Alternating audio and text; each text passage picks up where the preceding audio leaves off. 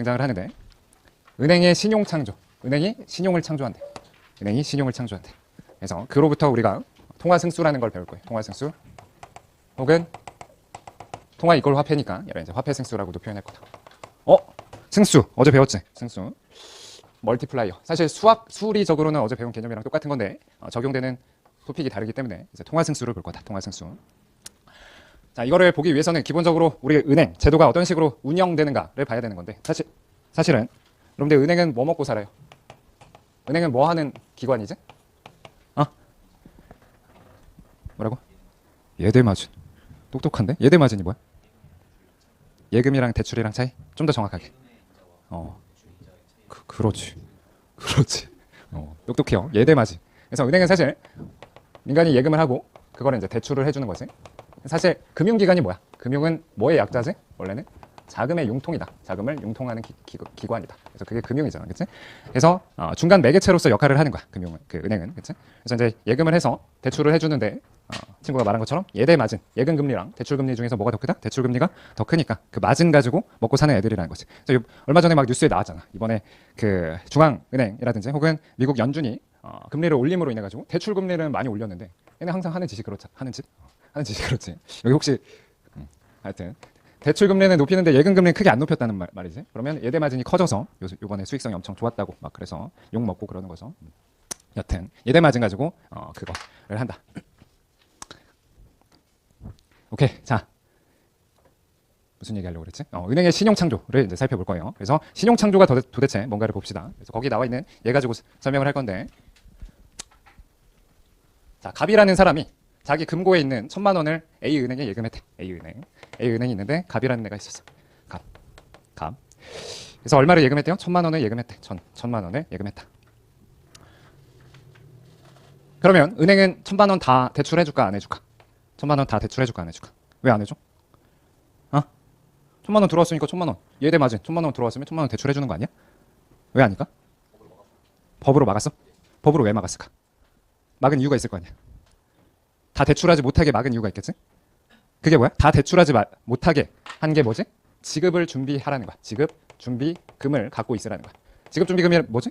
갑이 예금했다가 언제든 자기 돈이니까 다시 찾을 수가 있잖아. 그럼 다시 찾을 때 그 지급을 준비해서 돈을 갖고 있으라는 거야. 지급 준비금. 그럼 법적으로 막았는데, 그럼 만약에 예를 들어서 지급 준비금, 예금 대비 지급 준비금의 그 비율이 있겠죠. 예금 대비 지급 준비금의 비율. 이걸 뭐라고 표현할까? 비율이니까 당연히 지급 준비율이라고 하겠지. 지급 준비율 혹은 줄여서 뭐라고 한다? 지준율이라고 표현해. 지준율. 지금 설명하는 건 다 너무 중요한 거고 100%, 200%, 300%이어야 된다. 지준율. 그러면 지준율은 몇 프로일까? 그러면 만약에 지준율이 100%면 어떻게 되는 거야? 100% 혹은 1이다. 지준율이 1이다. 그러면 어떻게 될까? 어떻게 되는 거야? 그러면 1,000만 원 예금하면 1,000만 원 다 가지고 있어야 되는 거야. 대출을 못 하는 거지. 그럼 은행은 뭐 먹고 살아? 예대 마진 갖고 먹고 사는데 먹고 살 수가 없겠지, 그치? 그래서 지급 준비율은 절대로 100%가 안 되는 거야. 그래서 이건 당연히 뭐보다 1보다 작을 것이고 1 혹은 100%보다 작을 것이고, 얘를 뭐라고 표현하냐? 부분 지급 준비 제도라고 표현해. 부분 지급 준비 제도. 부분 지급 준비 제도. 그래서 간단하게 지금 얘에서는 0.1 지급 준비율을 0.1인 상황을 한번 상정을 해봅시다. 지급 준비율이 0.1인 상황. 그럼 1,000만 원 예금했을 때 얼마 갖고 있다는 거야? 지급을 준비해서 0.1 혹은 10% 100만 원을 어디에? 지급 준비금으로 남겨두고 나머지 얼마를? 900만 원을 대출해준다는 거죠. 900을 대출해준다. 100만 원만 가지고 있어도 돼? 선생님, 갑이 갑자기 와서 1,000만 원 달라고 하면 어떻게 돼요? 어떻게 돼? 그렇지. 그게 이제 대수의 법칙이야. 대수의 법칙이라는 건 전반적으로 얘 하나만 예금한 건 아니고 여러 사람이 예금을 한 상황이잖아. 그러면 모든 사람들이 다 와가지고 내 돈 내놓으시오 안 한단 말이야. 평균적으로 한 10% 정도의 사람들이 와서 돈을 찾아갈 거라면, 그러면 거기에 맞춰서 지급 준비율도 한 10% 정도 가지고 있으면 충분하다는 거지. 근데 여러분들 상식선에서 어떤 얘기 많이 들어요?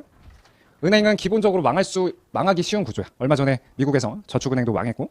그게 왜 그러냐? 사실 기본적으로 부분 지급 준비 제도이기 때문에 망할 수밖에 없어. 그래서 뱅크런이라는 걸 들어봤죠. 뱅크런이 뭐예요? 이건 뭐 시험과는 상관없으니까. 뱅크런이 뭐예요? 뱅크런 들어봤지? 뱅크런. 은행으로 뛰어가는 거야. 와, 막 뛰어가. 왜 뛰어가? 내 은행이 망할 것 같아 라는 소문이 흉흉하게 든다고 봐봐. 사실은 안 망하는 은행이었어. 사실은 안 망하는 은행인데 갑자기 은행이 망할 것 같다는 소문이 들어. 그럼 사람들은 어때? 불안하잖아. 불안하면 내 돈 뜯길까 봐 가가지고 내 돈 내놓으시고 하겠지. 근데 기본적으로 은행은 어떤 시스템으로 돌아가? 부분 지급 준비금만 갖고 있고 나머지는 대출해 준단 말이야. 근데 사람들이 다 와가지고 내 돈 내놓으시 하면 돈을 줄 수가 있어 없어? 없고 그게 파산이야. 그게 뱅크런이고. 그러면 이런 사태를 막기 위해서 사실은 정부가 어떤 시스템을 활용하는 거예요?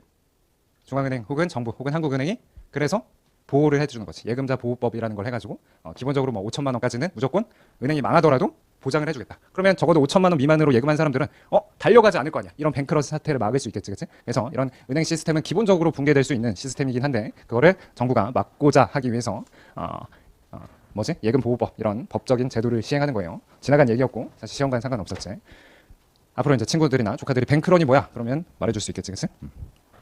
자, 그러면 이때 여러분들 지금 이런 상황에서 지금 이런 대출이 일어났을 때 뭐가 발생했다는 거야? 신용이 창조됐다는 거야. 대출이 일어나면 신용이 창조됐대. 어떤 신용이 창조된 걸까? 신용 창조 기능, 은행의 신용 창조 기능을 지금 보고 있는데 어떤 신용이 창조된 거예요? 신용은 말 그대로 뭐예요? 그냥 쉽게 생각해서 돈이 생겼다, 혹은 유동성이 생겼다, 혹은 화폐가 생겼다 이렇게 생각하면 되는데, 자, 이 친구도 자기 1,000만 원 가지고 있다고 생각해. 얼마든지 체크카드로 긁을 수 있겠지, 1,000만 원. 근데 이 친구 대출한 친구도 이 900만 원 쓸 수 있어 없어? 있지. 그러면 시중에는 돈이 갑자기 이만큼이 생긴 거나 마찬가지네. 신용이 이만큼 생긴 거네. 그치? 그래서 은행의 신용 창조 기능이라는 게 이런 상황을 상정을 하는 거예요. 아시겠죠? 자, 그러면 처음 대출하면 통화량이 얼마큼 증가했어요? 자, 이런 상황에서 각각 이제 통화량을 한번 살펴봅시다. 지금 이런 상황에서 A 은행이 한번 대출을 해줬다. 그러면 여러분들 아까 M은 뭐 플러스 뭐? C 플러스 D라고 했어. 쉽게 생각해서 가장 그냥 직관적으로 표현해보면 얘는 현금 통화 해가지고 민간 수중에 민간 수중에 있는 돈이라고 생각하면 되고, 얘는 은행에 있는 돈 이렇게 생각하면 돼요. 시중에 있는 돈, 은행에 있는 돈 이렇게 생각하면 직관적이다. 그러면 지금 갑이 최초 은행에 맡겼을 때는 어떻게 돼요? 1번. 자, 이걸 이제 여러분들 회계에서 분개한다고 하더라고. 분개를 해볼까 한번 쪼개보자. 그래서 갑이 처음에 예금을 했어. 예금을 하면 어떻게 되는 거야? 어떻게 되는 거야? 민간 수중에 있던 1,000만 원이 은행으로 가겠지, 1,000만 원. 그치? 맞아? 그러면 전체 M은 바뀐 게 있어요, 없어요? 없지, 없어. M의 변동은 없어. 이렇게 되는 거야. 첫 번째. 민간 수중 돈에서 은행에 있는 돈으로 가게 되는 거야. 그치? 근데 이제 대출을 해줬다. 대출이 뭐야? 요 단계를 대출이라고 보자. 대출을 해줬다. 대출. 대출을 해주면 어떻게 돼요? 은행에 있는 돈 1,000. 얘도 지 돈 1,000만 원 있다고 생각하는 거지. 맞아? 지 돈 1,000만 원 있다고 생각하는 거지. 그치? 근데 민간 수중 돈. 얘 대출, 을이라는 애가 대출을 받았어. 그럼 민간의 수중 돈이 얼마큼 생겼어요? 900만 원 생겼지? 900만 원. 그러면 통화량이 어떻게 된 거야? 1,000에서 얼마로 바뀐 거예요? 1,900으로 바뀌게 되는 거지. 1,000에서 1,900으로 바뀌게 되는 거지. 그래서 통화량이 창조됐다, 혹은 신용이 창조됐다라고 표현을 할 수 있는 거죠. 근데 사실 이런 상황이 계속 무한히 반복된다고 해보자. 예를 들어서 을이 900만 원을 대출하고 을이 900만 원 가지고 썼어. 예를 들어서 병한테 뭐를 샀다고 보자. 900만 원어치. 그럼 병은 900만 원 벌었으니까 그걸 또 은행에 맡길 수가 있겠지. 그래서 예를 들어서 이제 병이 900을 또 맡겼어. 타 은행에다, 뭐 B은행에다 맡겼어. 그러면 이 맡기는 것 자체는 역시 통화량이 늘어나는 건 아니야. 근데 맡기고 나서 B은행은 얼마큼을 또 대출해 줄 수 있어요? 얼마? 왜 810이야? 10%. 지금 지급 준비율을 10%로 상정했으니까 여기에 은행에 90 남겨두고 나머지 810을 대출하게 되면 또 한 번 대출이 일어나는 과정에서 어떻게 되는 거야? 당연히 은행에는 어떻게 되는 거지? 지금 물론 지금 과정을 약간 점프하긴 했지만 병이 예금을 하게 되면 어떻게 되는 거야? 아까 을이 대출을 해서 을이 병한테 갖다 줬어. 을이 병한테 거래를 하고 나서 병한테 900만 원 줬더니 병이 예금을 한 거지. 그러면 은행의 돈이 1,900이 됐었던 거야. 그러다가 이 810을 대출을 하게 되면 역시 민간의 수중돈은 810이 생겨서 시중 통화량은 얼마가 되는 거예요? 2,710 이렇게 되는 거지. 그러면 자, 정리해보면 이 밑에 과정까지 알면 너무 좋긴 한데 이거 모르면 이거 약간 투머치하니까 이거는 굳이 필수는 아니고 위에를 잘 보면 돼요. 자, 처음에 1,000이 있었는데 대출 과정에서 한번 900이라는 신용이 창조됐고 그 다음에 이제 810이라는 게 신용이 창조됐네. 그치? 그러면 그 과정이 무한히 반복된다고 하면 신용이 얼만큼 창조될까? 혹은 통화가 얼만큼 늘어나게 될까?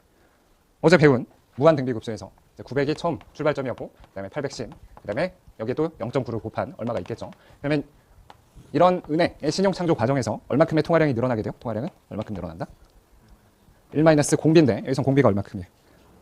공비가 0.9씩 곱해져 있지. 0.9. 그 다음에 최초 이제 900. 그래서 통화량이 이만큼 늘어난다는 거야. 통화량이. 그러면 이 값이 얼마가 돼요? 0.1이니까 10을 곱한 거나 마찬가지고 이게 무한히 반복된다고 하면 통화량이 9천만 원만큼 늘어나게 된다는 거지. 아시겠어요? 이게 민간은행의 신용 창조 과정이라고 볼 수가 있어요. 그게 여기에 쭉 나와 있다. 여기 쭉 나와 있다는 거지. 여기까지 질문. 이따 설명할 거야. 그건 이따 설명할 거야. 조항이 1000이 아니냐. 자, 이따 설명하면 다시 이해가 가겠지만 지금 처음에서 갑이라는 애가 예금한다고 해서 통화량이 바뀐 게 있어 없어? 없잖아. 새로 창출되는 통화량을 지금 본 거야. 일단 새로 창출되는 통화량. 오케이? 그렇기 때문에 조항이 1000이 아니게 되는 거지. 이따 다시 설명할 거야. 오케이. 또 일단은 신용 창조 과정만 설명할 거고 이따 본원 통화라는 개념을 설명하면서 다시 확장을 시킬 거예요. 여기까지.